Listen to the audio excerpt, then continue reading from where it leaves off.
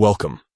Today, I'm going to show you how to receive other notifications by email on the Facebook app using your PC with the latest update.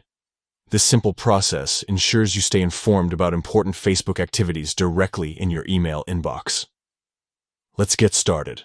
First, open the Facebook app on your PC and make sure you're logged into your account.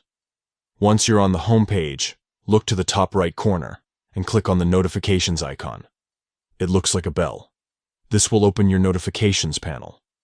Next, in the notifications panel, find and click on the three dots located near the top right corner. Clicking these dots will open a small menu with extra options. Here, select Notification Settings to access all your notification preferences. In the Notification Settings menu, scroll down to find the section labeled Other Notifications. This category includes various types of notifications outside the usual likes or comments. Click on Other Notifications to open the options. Now, toggle the switch next to Email to enable receiving these notifications by email. This way,